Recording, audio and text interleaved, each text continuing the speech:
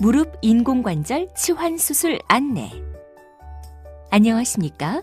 본 영상물은 무릎 인공관절 치환수술의 개념과 목적, 절차와 주의사항 등에 대해 설명드리기 위해 제작되었습니다. 이어지는 내용을 참고하셔서 정확하고 안전한 수술이 이루어질 수 있도록 협조해 주시기 바랍니다. 수술의 목적 및 효과. 무릎 관절은 한자로 슬관절이라고 부르며 대퇴골과 경골, 그리고 무릎뼈로 구성됩니다. 그리고 뼈가 서로 닿는 부위는 매끄러운 연골로 덮여 있어 관절 운동을 원활하게 하고 충격을 흡수하는 역할을 담당합니다.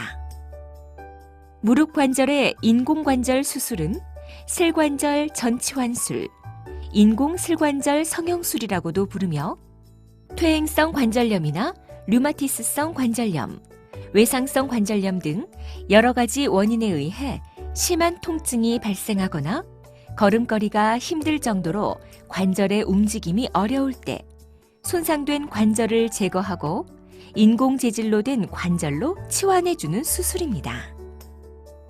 수술 방법과 인공삽입물의 발달로 과거에 비해 수술의 만족도가 크게 개선되었으나 수술 후 기대할 수 있는 무릎 관절의 운동 범위는 발병 전 건강했던 원래의 관절에 비해 어느 정도의 차이가 존재하므로 바닥에 쪼그려 앉거나 앉았다 일어서는 행동을 하는 데에는 불편함을 느낄 수 있습니다. 그러므로 인공관절 치환술은 변형된 관절을 교정하고 관절의 운동 범위를 증가시켜 걷기 등 일상생활을 가능하게 하는 효과가 있지만 무엇보다 관절염으로 인한 통증을 완화시키는 것이 가장 큰 수술 목적이라는 것을 반드시 기억하셔야 합니다. 수술 과정 및 방법. 수술 부위. 일반적으로 무릎 인공관절 치환 수술은 척추 마취하에서 시행되는데 척추 마취란 등 척추 속을 지나가는 척수신경에 마취제를 주입하여 하지의 감각을 마비시키는 마취이며 필요시 수면제나 안정제를 주사하여 환자를 잠이 들게 하기도 합니다. 한편 이전에 척추 수술을 하였거나 척추의 퇴행성 변화가 심한 경우 항응고제를 복용하여 출혈 위험이 높은 경우 등 척추 마취가 위험하거나 불가능하다고 판단되는 환자분에 대해서는 전신 마취를 시행하기도 합니다. 마취 유도가 끝나면 수술 부위를 소독하고 소독포를 덮어 수술 준비를 합니다.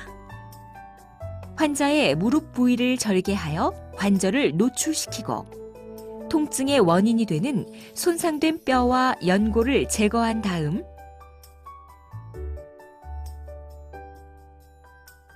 특수 합금과 세라믹으로 제작된 인공관절을 끼워 넣는 순서로 진행되는데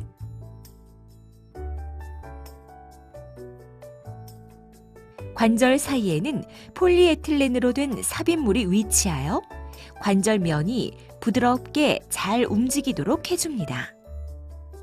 인공관절 치환이 끝난 다음에는 상처를 봉합하고 드레싱하여 수술을 완료합니다.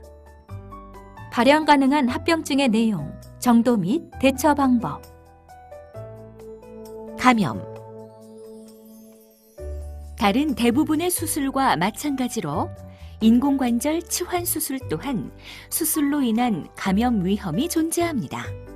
특히 인공관절 등의 외부 물질이 삽입된 상태에서는 감염의 치료가 어렵기 때문에 장기간 항생제를 사용하고 인공관절을 제거하는 등 재수술이 필요한 경우도 있습니다. 출혈. 수술 시 발생하는 출혈량은 1000cc에서 2000cc 정도이며 환자에 따라서는 이 정도의 출혈량에도 수혈이 필요한 경우가 있습니다. 수혈을 받게 되면 매우 드물긴 하지만 간염이나 에이즈 등 감염성 질환이 전파되거나 수혈 부작용 등이 발생할 수 있습니다. 신부정맥 혈전증 및 폐색전증. 심부정맥 혈전증이란 수술받은 다리의 깊은 곳에 있는 정맥에 혈전이 발생하면서 혈액순환을 방해하여 다리가 붓고 통증이 발생하는 상태입니다. 그리고 폐색전증이란 이렇게 발생한 혈전이 혈관을 따라 이동하여 폐로 들어가는 혈관을 막는 것인데, 폐색전증이 발생하면 호흡곤란과 흉부 통증이 발생할 수 있으며 심할 경우 생명까지 위협할 수 있습니다. 지방색전증.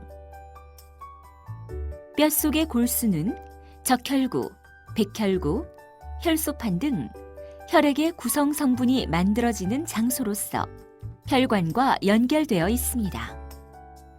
인공관절을 치환하기 위해서는 손상된 관절 부위의 뼈를 절제하고 인공물을 삽입해야 하는데, 이 과정에서 골수 내부의 지방 덩어리가 혈관을 따라 이동하여 폐혈관이나 뇌혈관을 막는 지방색전증이 드물게 발생할 수 있습니다.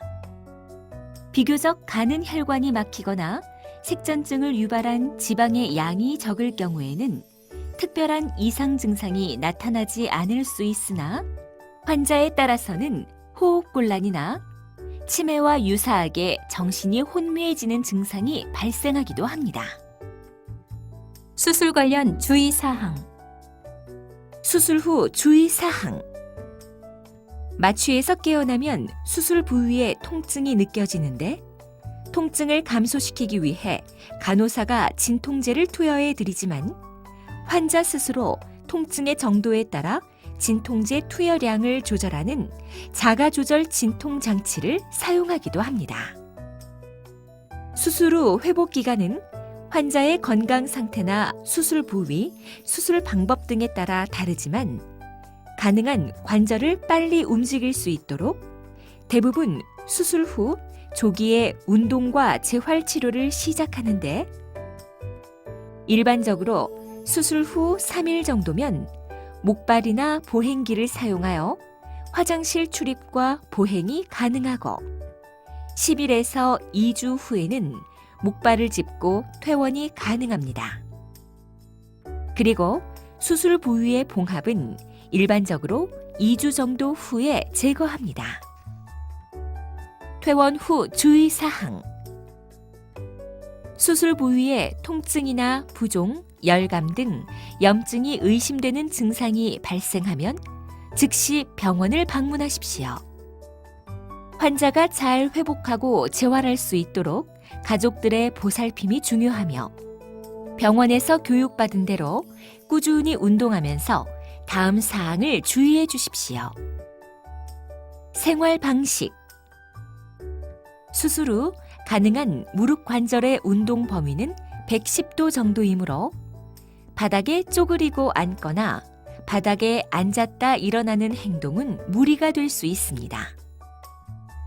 그러므로 바닥에 앉기보다 의자나 소파를 사용하시고, 밥상에서 식사하던 분들은 식탁을, 요를 깔고 주무시던 분들은 침대를, 재래식 화장실을 사용하던 분들은 양변기를 사용하는 생활로 바꾸는 것이 좋습니다. 활동과 운동. 목발은 퇴원 후 2개월간 사용해야 하며, 운전도 2개월 후부터 가능합니다. 의자에 앉아서 하는 작업은 아무 지장이 없으므로 사무직의 경우 조기에 직장 복귀가 가능합니다.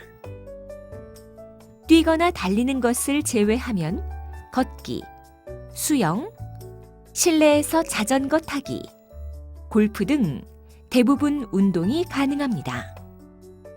그러나 쪼그리고 앉아서 하는 활동이나 축구 등 과격한 운동, 등산이나 계단 오르내리기 등은 관절에 무리가 되므로 피하는 것이 좋습니다. 낙상 주의. 고령의 환자분들은 골다공증에 의해 뼈가 약해져 있는 경우가 많으므로 사소한 충격에도 골절이 발생할 수 있습니다. 인공관절 주변에 골절이 발생하면 기존 인공관절을 제거하고 재수술을 필요로 할 수 있으며, 수술도 어렵고 결과 또한 좋지 않을 수 있으므로 넘어져 다치지 않도록 항상 조심해야 합니다. 인공관절 관리. 인공관절은 시간이 지나면서 조금씩 마모되므로 수술 후 10년에서 15년이 지나면 환자의 상당수가 재수술을 필요로 하는데 사람에 따라 그 이상의 기간 동안 인공관절을 사용하는 경우도 있지만 수년 내에 관절이 마모되어 못 쓰게 되는 경우도 있습니다. 그러므로 관절이 손상되지 않도록 무리한 활동을 피하며 뜸이나 침처럼 관절 주위 조직을 손상시키거나 감염을 일으킬 수 있는 치료는 절대 하지 마시고 정기적으로 병원을 방문, 의사의 진찰과 방사선 촬영을 통해 인공관절의 상태를 점검해 주어야 합니다. 기타 사항. 수술을 시행하지 않을 경우 및 다른 치료 방법. 심하지 않은 퇴행성 관절염은 체중 관리, 규칙적인 운동, 약물 치료, 물리 치료 등 비수술적 방법으로 병의 진행이나 증상을 완화시킬 수 있으며 손상의 범위가 넓지 않은 경우에는 활액막 절제술, 관절 성형 수술, 미세 절골술 등 비교적 간단한 수술로 치료할 수 있으나 광범위하고 심한 손상이나 변형이 있는 경우에는 인공관절 치환 수술을 시행해야 합니다. 특히 약물 치료나 물리 치료에도 불구하고 심한 통증이 지속되거나 걷기가 어려울 정도로 통증이 심한 경우에는 인공관절 치환 수술이 가장 적절한 치료 방법입니다. 지금까지 무릎 인공관절 치환 수술의 절차와 주의사항에 대해 말씀드렸습니다. 감사합니다.